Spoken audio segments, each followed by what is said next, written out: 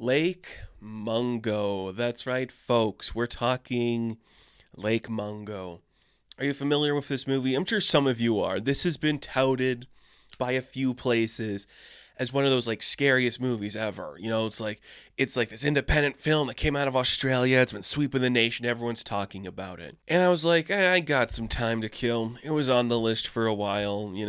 I think it first came to my radar when like Shudder did like their 101 best horror sequences like episodic show a few years ago, and I was like, okay, that seems interesting, but I just saw it keep popping up here and there, so it was on the list. I decided it's time to watch it. Let's turn it into content so I can justify wasting time watching this movie. Full disclosure, I don't like this film. I don't think it's entertaining. Is it the worst film we've talked about? No, it's not. But I got it. I got it right away. It's not a long film, but I understood the assignment right away. And that just made me go, yeah, we're doing this, okay? So we have to talk about like a couple of things before we get into this. We have to talk about Australian film making. I didn't think this would be like the first one we cover. I thought it would be like a George Miller thing or like Mad Max, but I guess not. Australia makes some good movies. Like was it last year? Talk to Me came out, and that was a big film from them. So Australians and horror, it's a good combination. You can get some fun stuff coming out of there. There was also a craze that kind of started in 1999 that I guess you could say it kind of ended in like the 2010s era where it's like the found footage movie. I'm referring to things like the Blair Witch Project. The best example of this. It's the first one to really do it, and because of that, you can never do it again. And then things like Paranormal Activity, where it's like, are we watching like a real house be weird? That kind of thing. Two movies I don't particularly find scary. I think Blair Witch is very interesting and cool and maybe a little creepy, but it's not scary. But Lake Mungo kind of fits in that category. It's more of like a documentary that like some filmmakers have made about this family where weird stuff happened to them. It's more testimonials and talking heads about this family. And then there's like some random footage that's either digitally altered to have somebody in it or random stuff like that. There's maybe one good jump scare in the film.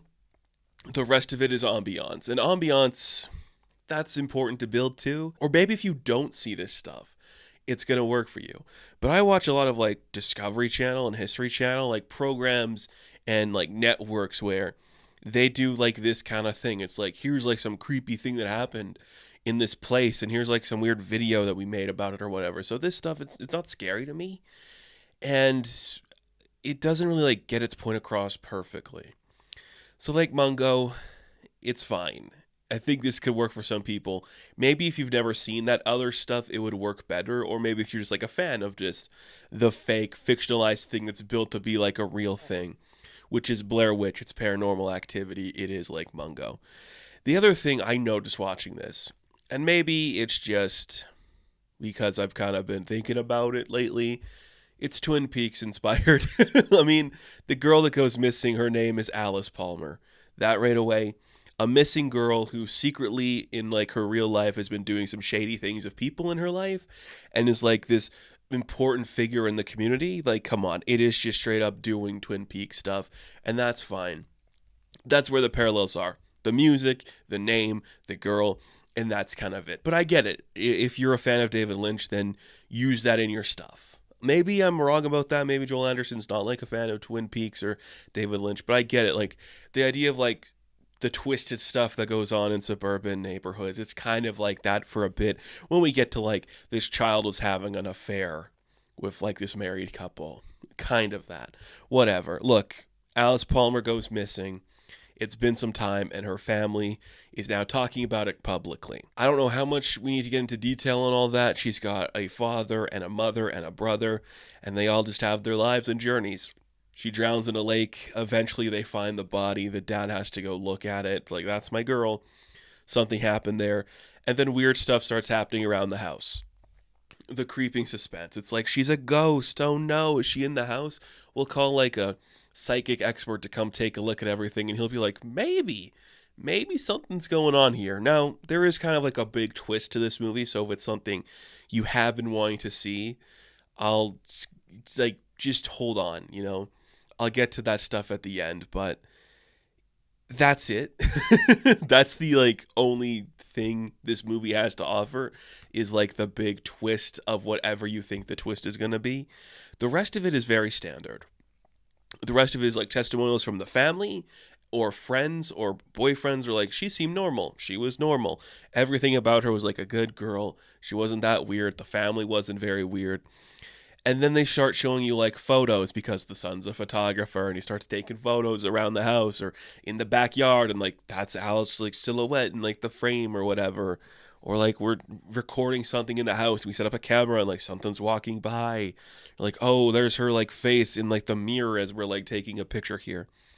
Kind of spooky stuff, I suppose, right?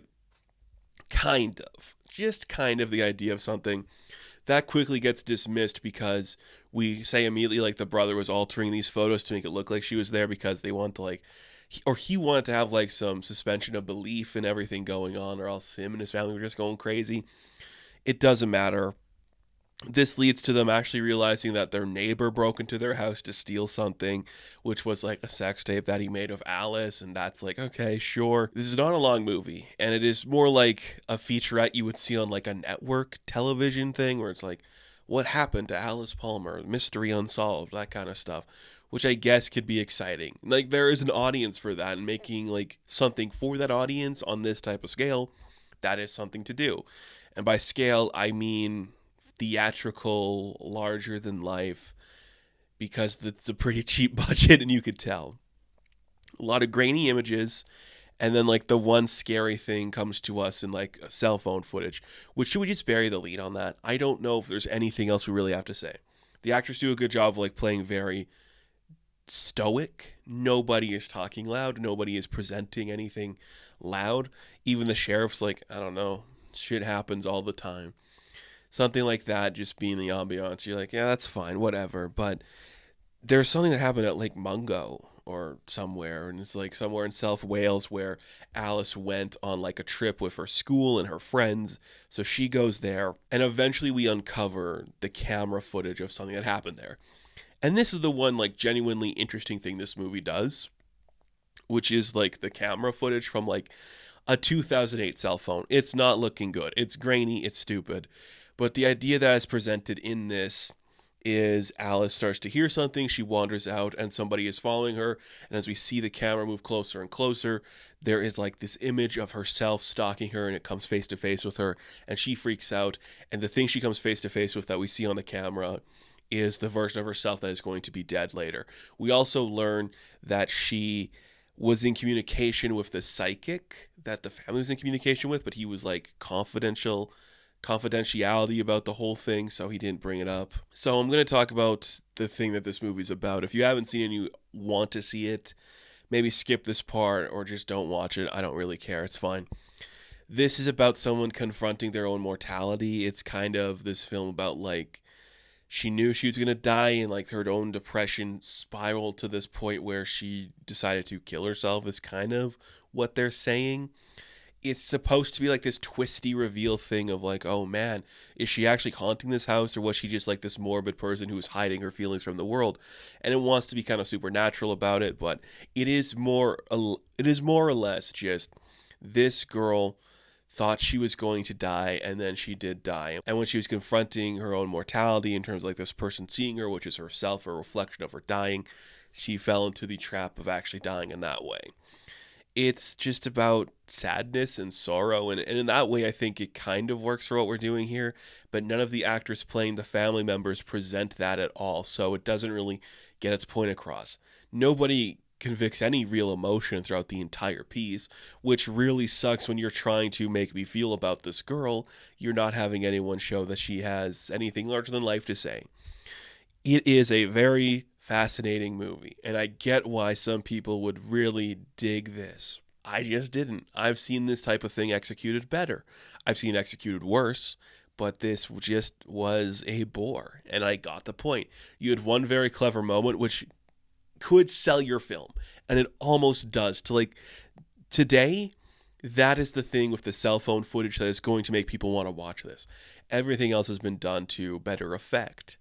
And I don't think holding up like the footage of a picture where she's kind of altered in and zooming in on it for a good 10 seconds really helps justify this piece as anything else. But it is about a woman who went to a psychic about her life and started to realize that she was in this space where the supernatural is following her, trapped in a time loop of watching her future come up to her and scare her to what her present was going to be, knowing the point of time when she was going to die. Sure, if that's how you want to see it, fine. Twin Peaks. Interesting little film, I suppose. And that's kind of all you need sometimes. I don't know. I wish I had more to say. I feel like I'm really stumbling through this one because there's nothing to this film except one kind of good image. But that's Lake Mungo. We'll be back next week with a hopefully better movie. Until then, thank you all for watching this video. Be sure to like and subscribe to the channel. As always, you can check me out on Instagram, TikTok, and Twitter.